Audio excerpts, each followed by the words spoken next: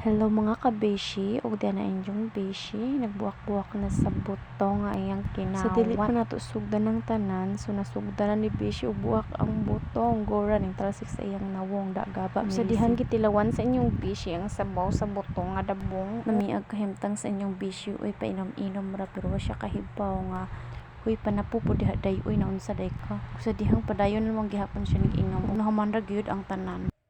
So karon guys, nahuman na ta og kaon sa butong. Sa maata na punta sa tubo na koy gidadari nga bulo.